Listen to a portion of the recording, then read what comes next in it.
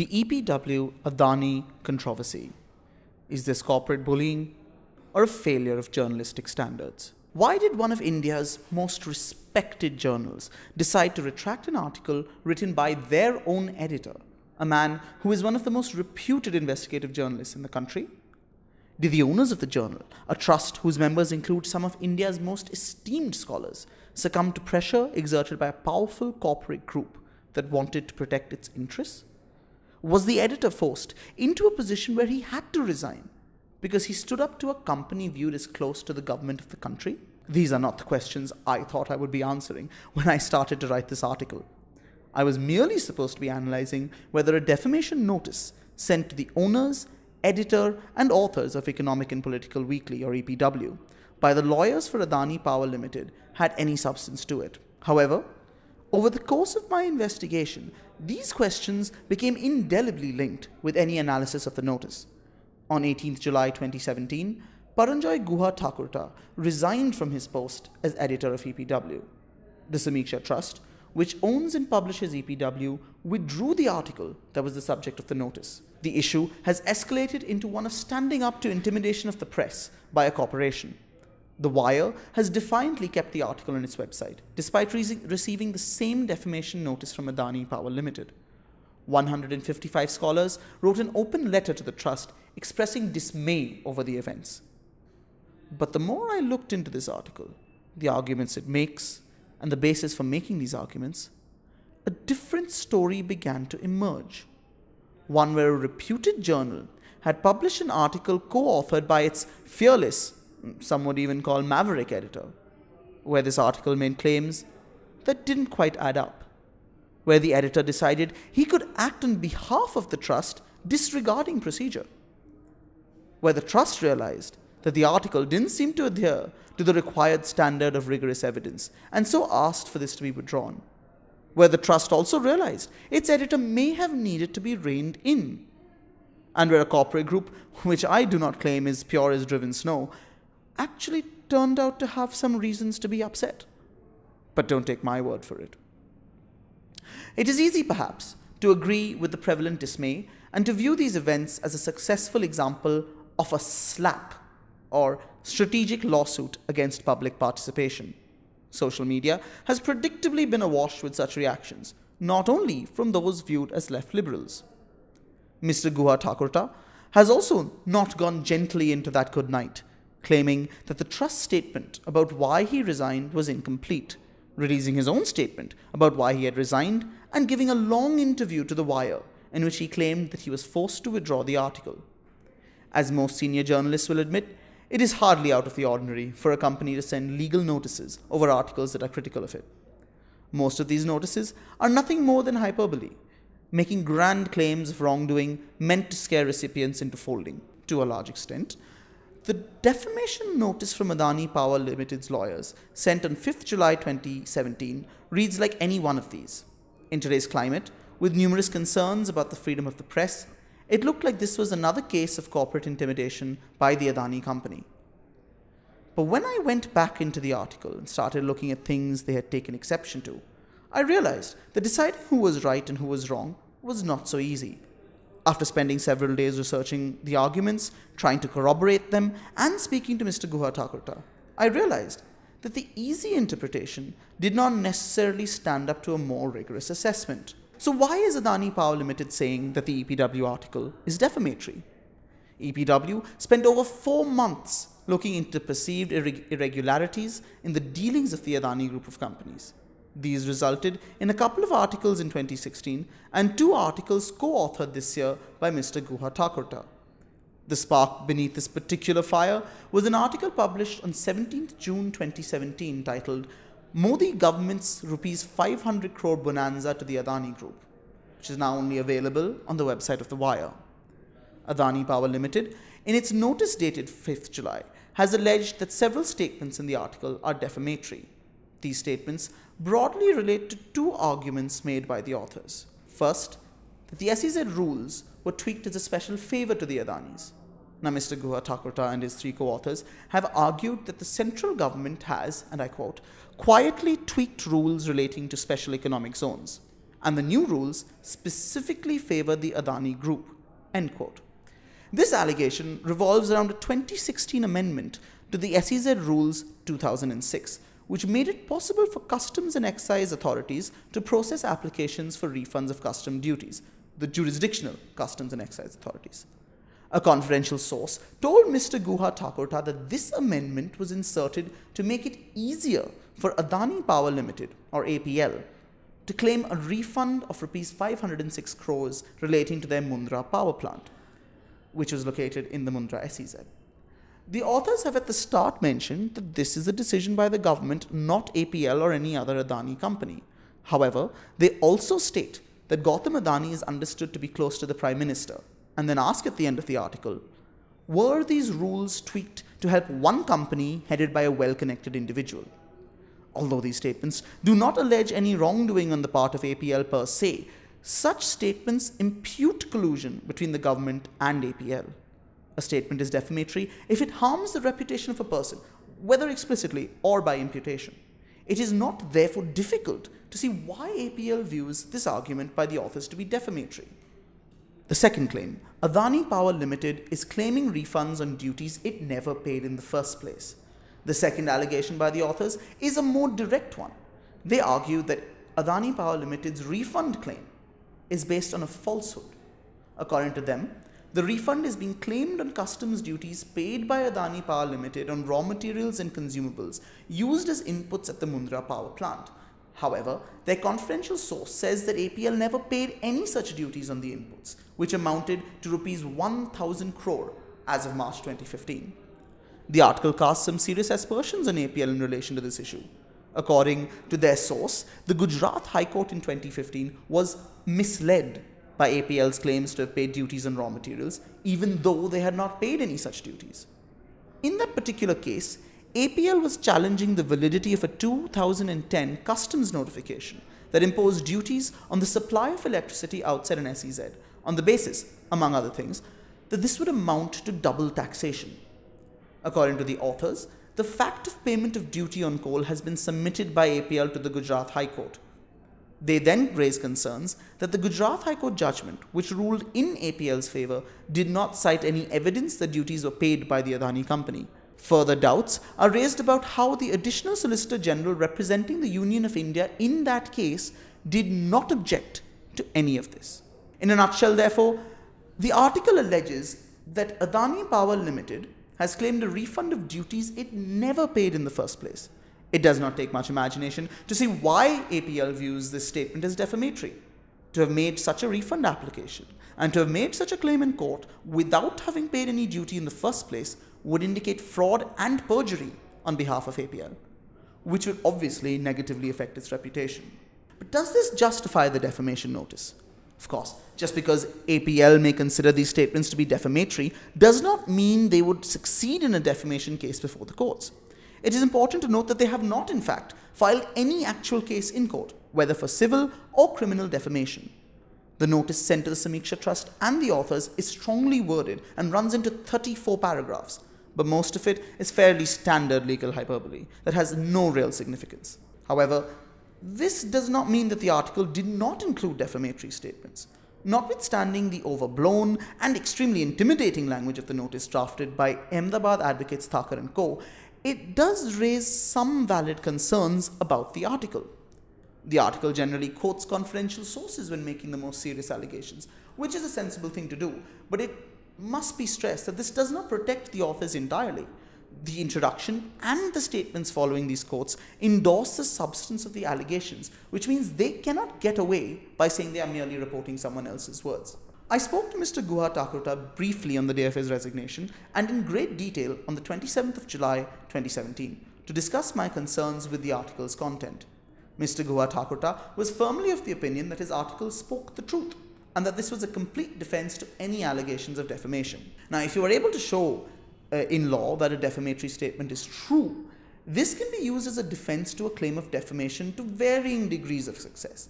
In a civil defamation case, truth is a complete defense, which means that if your statement is true, it doesn't matter if it ends up damaging someone's reputation. In a criminal defamation case, however, truth needs to be paired with public good. If you publish a true statement, but its publication serves no public interest, you will have committed criminal defamation if your statement harms someone's reputation. If Adani Power Ltd took this to court, then the Samiksha Trust, as owners of EPW, and the authors of the article would have to show that the allegations in the article are substantiated, and that making these allegations in the article was also in the public interest. They could also try to argue that what the article says is a fair opinion or comment on known facts. Unfortunately, in my opinion, the article's foundations are far from stable, offering little proof of its allegations and drawing unsubstantiated conclusions from events and facts which have no connection. So let's begin then. Were the rules actually tweaked as a favor to Adani? A senior official of the Adani port and SEZ, whose identity is not revealed, is the source of the allegation that the SEZ rules were tweaked to facilitate Adani Power Ltd's refund claim. But that's it. No basis on which the official says so, no documents, nothing. The title of the article, the subtitle, the opening paragraphs, all hinge on this allegation, and yet there is absolutely nothing to corroborate this one statement. Corroboration can, of course, be circumstantial. If the authors were able to show that, having regard to all the relevant circumstances, the amendment was brought in to make a special case for the Adanis, there would be no real issue here. Unfortunately, nothing in the article really bears that out, as I will discuss in this and the following sections. The first place to start is with the amendment itself, which introduces Rule 47.5 in the SEZ rules. Now, it is not as though this amendment only applies to the Adanis, or is detrimental to the government or to the public in any way. On any objective analysis, this amendment benefits anyone operating in an SEZ wishing to claim a refund of duties paid. The rules as they earlier stood did not specify any forum for appeals, refunds, or any sort of disagreement with assessments of customs duties relating to SEZs. Still, refunds on excess duty or wrongly paid duty were always open to claim under Section 27 of the Customs Act 1962, regardless of whether the entity claiming the refund was based in an SEZ or not. A clarification on the appropriate forum to do so, which is all the amendment is, does not create an entitlement to refunds or any special rights for the Adanis. This means that certain statements in the article, unless justified with some very strong evidence and reasoning, become intentionally misleading, such as this one. Begin quote.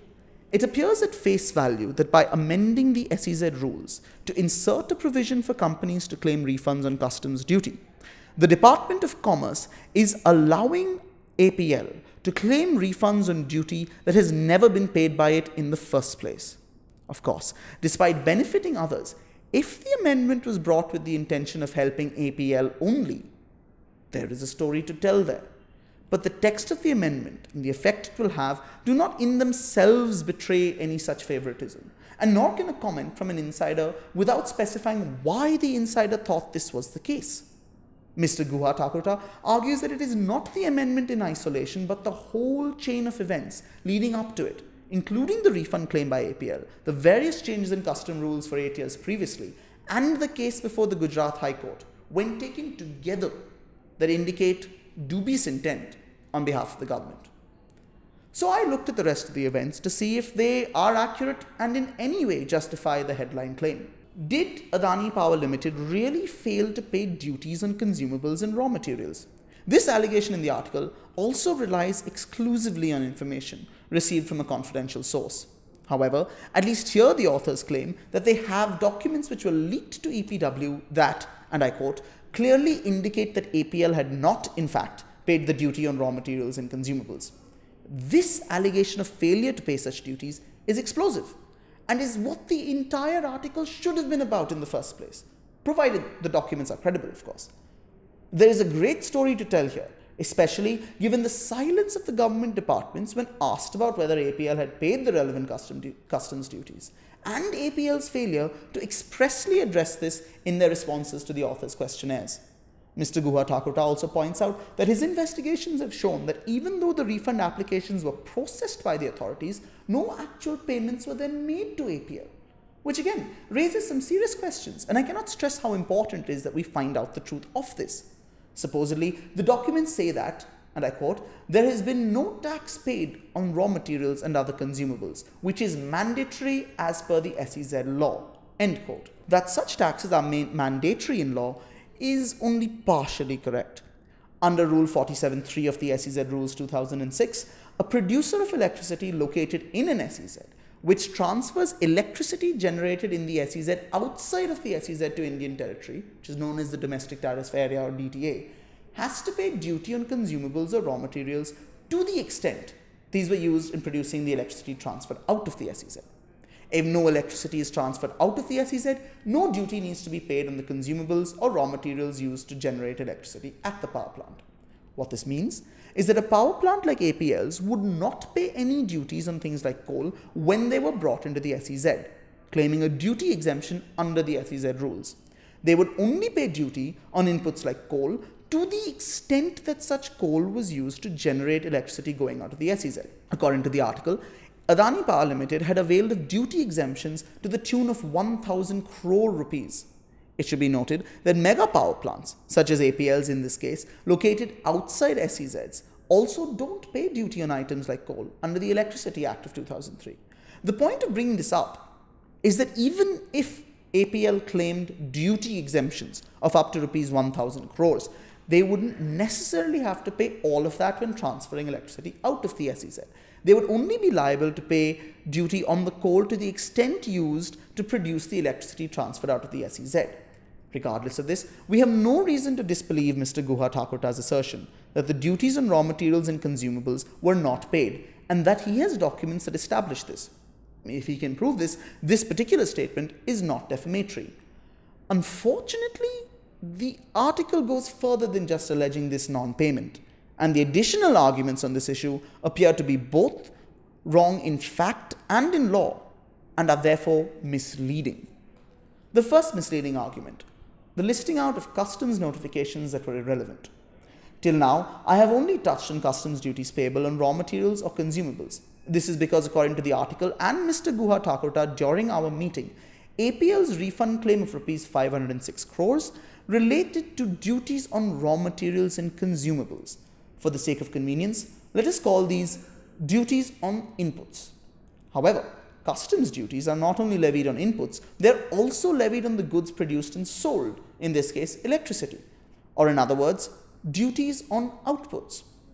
A huge problem with the article is that it confuses and conflates the two. For instance, according to one of the paragraphs in the article, after February 2010, the scheme for payment of duties on inputs changed. If we take this paragraph to be true, while earlier duty needed to be paid on such inputs used to generate the electricity, after February 2010, a number of changes were made, initially charging 16% duty, then 3 paise per unit. The next paragraphs then mentions that a subsequent notification removed duty altogether for power plants and SEZs with installed capacities greater than 1,000 megawatts each, which were approved before 27 February 2009. Now, this seems designed to benefit companies like APL, as the article mentions. And given the fact that they subsequently put in a refund claim, Mr. Guha Thakurta believes these events are connected, and that seems at first glance fairly persuasive. The article includes a long table which lists out a number of notifications on duties to be paid on electricity generated at power plants throughout the country. Unfortunately, the problem is that all those notifications from 2008 to 2016 dealt with duties on outputs. The refund claim by APL, on the other hand, deals allegedly with inputs. There is thus no connection whatsoever between the two. And contrary to what's said in the article, even since February 2010, power producing companies in an SEZ still have to pay duties on inputs used to generate electricity under SEZ Rule 47. Hence, there is no question of duties being foregone, as the article claims. It is also important to note that most of the changes to the duties on outputs were brought in by the previous government. To include them as part of the chain of events that established that the Modi government tweaked the rules for the Adanis without mentioning the role of previous governments makes little sense, instead indicating a bigger problem with regulatory changes in the country. I attempted at great length to explain the distinction between these duties on inputs and outputs to Mr. Guha Thakurta, and thereby demonstrate why this argument would come across as misleading. Suffice to say, he did not agree with me and yet failed to explain why he disagreed with me, beyond saying that this was his interpretation. The second misleading argument, arguing that the Gujarat High Court was misled. The article in EPW, as it originally stood, also says that the Gujarat High Court wrongly decided the 2015 case which Adani Power Ltd had brought to them on the basis of this false claim, which is quite frankly an inaccurate reading of the judgment.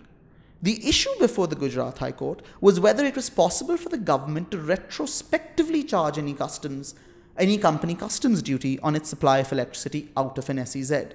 That is, duties on outputs. The challenge to this, based on double taxation, centered on the fact that the company was already, and I stress this here, liable to pay customs duties on inputs under Rule 47.3 of the SEZ rules. It did not therefore matter whether APL had actually paid those dues or not.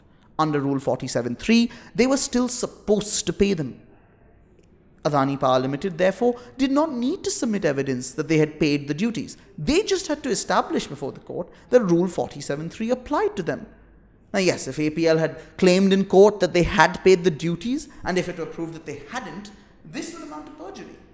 However, this would still not relate to the issue in that case, and would not have affected the Gujarat High Court's judgment. More importantly, perhaps, there is no record in the case that APL actually made such a claim. The High Court judgment, when discussing Adani Power Ltd's arguments, only mentions that they say they were liable to tax, not that they actually paid it.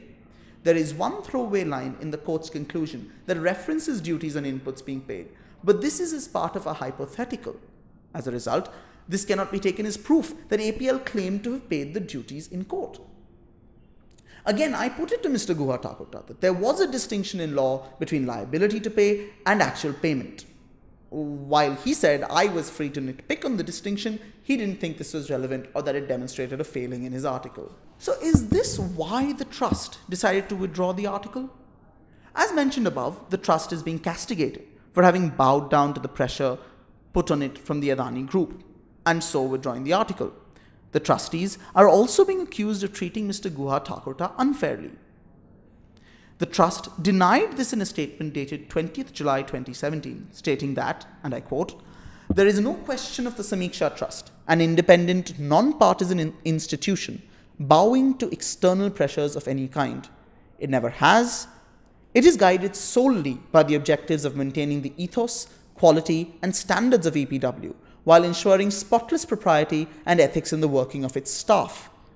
Based on this statement and some additional corroboration, it would appear that the trust decided to withdraw the article because it did not meet EPW's editorial standards. This is not surprising in light of the flaws uncovered in the analysis above. In particular, the misleading arguments regarding notifications and the Gujarat High Court.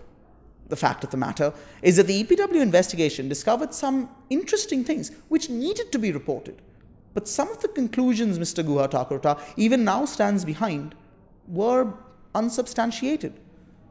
The trustees of the Samiksha Trust include outspoken intellectuals like Romila Thapar, Deepak Nair, D.N. Ghosh, and Dipankar Gupta.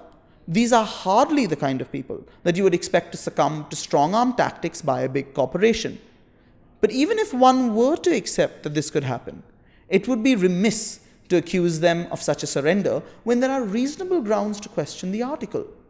At the very least, we should give the trust a chance to fully explain the situation, and we understand that a statement addressing these questions will be released early next week. It should be noted that even though the trust may have been justified in not having confidence in the article, the manner in which they removed the article was and is unsatisfactory.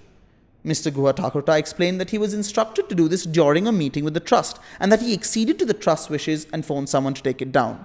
However, the trust should have released a statement about why they took the article down, what procedures were followed to do so, or something to this effect. This is what EPW has done previously when retracting articles for plagiarism. Instead, the relevant section of the website merely says that the page one is looking for cannot be found, which is not good form. So, was the trust treatment of Mr. Guha Thakurta unfair? The trust statement of 20th July 2017 said that Mr. Guha Thakurta submitted his resignation to them after being informed that the trust were of the view that he had committed a grave impropriety. This grave impropriety, however, was not about the content of the article, but instead Mr. Guha Thakurta's unilateral decision to send a response to Adani Power Ltd's defamation notice on the 6th of July 2017. Mr. Guha Thakurta engaged a lawyer on his own and drafted a letter denying Adani Power Ltd's defamation accusations. Problematically, the letter claimed to be on behalf of the trust as well as all the other authors of the article. At no point did he ask for or receive the trust's approval or the approval of the other authors to take such an action. Mr. Guha Thakurta responded to the trust statement by saying that this did not tell the whole story. He claimed that in addition to upbraiding him for his unilateral response, which he termed a procedural lapse and apologized for, the trust also imposed conditions on him to continue that no self-respecting editor could accept. These included a withdrawal of the article, the appointment of a co-editor, the formulation of clear roles and duties for editors, and a prohibition for him to write any articles under his own byline. Now, this is only added to the narrative that Mr. Guha Thakurta has been forced out of his job for taking on powerful vested interests. But once again, a more sober reflection on these facts suggests a different conclusion. Mr. Guha Thakurta was entirely justified in wanting to respond to the defamation notice from Adani Power Ltd. It alleged that he was acting with malice and was making false statements, which no doubt rankled someone with his standing and reputation. However, he had no right to respond to the notice in the manner he did. If the notice had been addressed to him alone, his actions would have been beyond reproach. However, the notice was addressed first and foremost to the Samiksha Trust and to the other authors as well. Again, if Mr. Guha Thakurta had sent a response on his own behalf only, there would have been nothing wrong in what he did. But he claimed in his letter to be acting on the trust's behalf, without informing them, let alone getting their approval. He claimed to be acting on behalf of the other authors as well, without consulting them at all. Legally speaking, this could even serve as grounds for claims of misrepresentation and maybe even fraud by the trust and the other authors if they felt that they had suffered some harm as a result. Luckily for Mr. Guha Thakurta, no such claims are being prepared against him. The action, however, remains gravely improper. Mr. Guha Thakurta did apologize to the trust, but he believes that his actions were justified since APL's letter was a standard threatening letter, which editors respond to normally. He continues to argue that his actions did not create a danger of legal liability for the trust, since this was only a response to a notice. However, as I discussed with him, his letter commits the trust to certain positions regarding the veracity of the claims in his articles, which the trust is unhappy about since they don't have faith in the article, or so I believe. Now, this could perhaps have been avoided if his letter had been stated to be without prejudice, but this is not the case, and so this letter could be admissible as evidence in later subsequent proceedings. In light of the severity of his actions, the alleged conditions imposed by the trust on Mr. Guha Thakurta are hardly surprising. The trust has not denied that these conditions are put in place. However, we understand that the trust did not prohibit Mr. Guha Thakurta from writing under his own byline, only encouraging him to be more circumspect in accordance with the traditions of previous editors of EPW. It should also be noted that reportedly, this was not the first instance of friction between Mr. Guha Thakurta and the trust, and for that matter, other members of the editorial staff at EPW. We have linked to an open letter sent out by members of the editorial staff to the Samiksha Trust, in which some of these issues are discussed. However, we do not claim to be able to confirm that those allegations in that letter are accurate, though we can confirm that it actually was employees of EPW who sent that letter. The imposition of conditions on Mr. Guha Thakurta should therefore not be viewed in isolation, although, as argued above, this would also have been justified. To conclude, it is important for me to point out here that this is not an apologia for corporate intimidation. This article might be viewed by some as a betrayal of the press and support for attempts by a large corporate group to suppress reporting by independent journalists. It is not. Neither is it an attack on the journalistic values of Mr. Guha Thakurta or any of the authors at EPW. They uncovered certain facts that genuinely needed to be brought to light, And many of the problems I have raised relate to technical points that they, without legal training, would not have understood.